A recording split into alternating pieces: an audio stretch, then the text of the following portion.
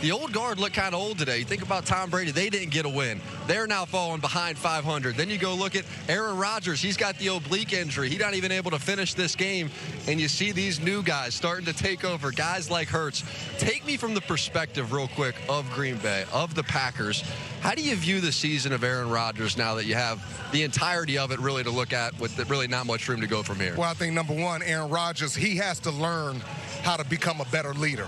He's got to learn how to become a better leader. Because if I have a problem with you, I'm coming to you. I'm not going to go to the media and talk about players and say little things and have little hints. No, I'm coming to you as a man, and man to man, we're going to hash this out. If you don't do that, then you create animosity within the locker room. Then you create all these separate groups, and it's just, you can't win like that. And you see it out here. These guys are fighting and clawing for Aaron Rodgers. They admire him. They respect him. They want to make plays for him. But when you start talking about these guys, they lose faith and confidence in you as a leader.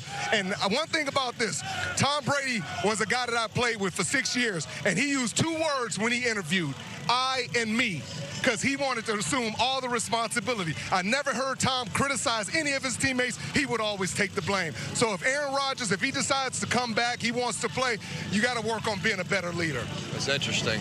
Let's go to Cris Sims on this. How do you view this season as a whole at this point for Aaron Rodgers? Well, for Aaron Rodgers standards, and I think, this is not shocking to you guys, it's a little bit of a failure. We're talking about a guy that just won back-to-back MVPs, right? It's 3 years in a row where they were either the 1 or the 2 seed in the NFC playoffs.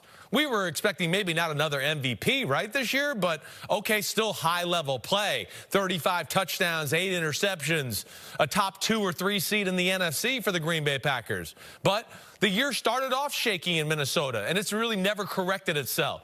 Rodney, you've hit all the right points.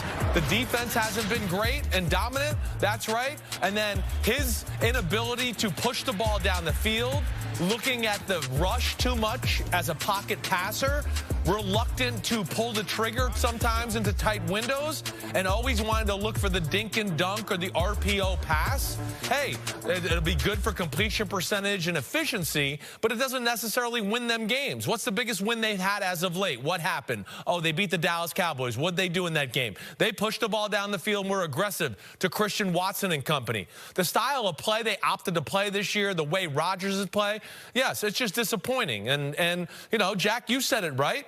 These are guys that, listen, I'm not trying to pat myself on the back, but before the year, I said they're getting old. They're not in the same class as some of the studs we see that are coming up, whether it's Hurts, Mahomes, Allen, Joe Burrow. They can't just carry the team by themselves anymore. They need a certain formula and a support package to make it happen, and I think we're seeing that very evident with Green Bay Packers and Rodgers.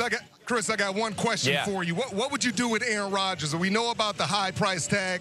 Would you try to trade him, move on from him, or would possibly play Jordan Love? Yeah. What would you do in that situation? Yeah, this is a good question, Rodney. I think you got to see where his heart is at, right? And to me, all things. Hey, will somebody really trade for him at this point of their career with a $50 million price tag?